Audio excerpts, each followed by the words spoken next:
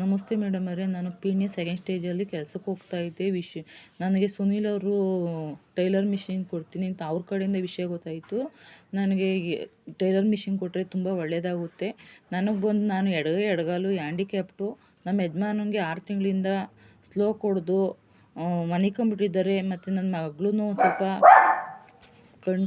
ಕಣ್ಣಿಗೆ ಪ್ರಾಬ್ಲಮ್ ಐತೆ. ನನ್ನ ಮಗಳು ಈಗ 4ನೇ ಕ್ಲಾಸ್ ಓದ್ತಿದ್ದಾಳೆ. ನಾವು ಒಂದು ಸ್ವಲ್ಪ ಬಾಡಿಗೆ ಮನೇಲಿ ಇದ್ದೀವಿ.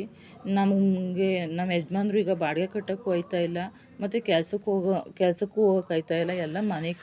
ಎಲ್ಲ ಮನೆಗಿರುತ್ತವೇ. ನಾನೆಲ್ಲ ಇದು ಮಾಡಬೇಕಾಗುತ್ತೆ. ನೀವು ಕೊಟ್ಟರೆ ಒಂದು ಸ್ವಲ್ಪ ನಾವೇನೋ ಹೆಲ್ಪ್ ನೇಚರ್ ಮಾಡ್ಕೊಂಡು ಟೈಲರ್ ಮಿಷಿನ್ ಕೊಟ್ಟರೆ ನಮಗೆ ಒಂದು ಸ್ವಲ್ಪ ವರ್ಕ್ ಇದಾಗುತ್ತೆ.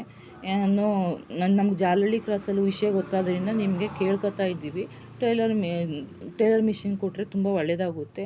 ನಾವು ತುಂಬ ಬಡ ಕುಟುಂಬದಲ್ಲೇ ಇದ್ದೀವಿ.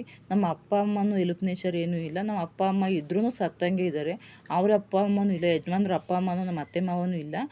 ಅವ್ರ ಕಡೆಯಿಂದನೂ ಏನೂ ಇಲ್ಲ ಮೇಡಮ್ರೆ. ನೀವು ಕೊಟ್ಟರೆ ಒಂದು ಸ್ವಲ್ಪ ತುಂಬ ಸಹಾಯ ಆಗುತ್ತೆ ಅಂತ ನಾನು ಕೇಳ್ಕೊತಾ ಇದ್ದೀನಿ.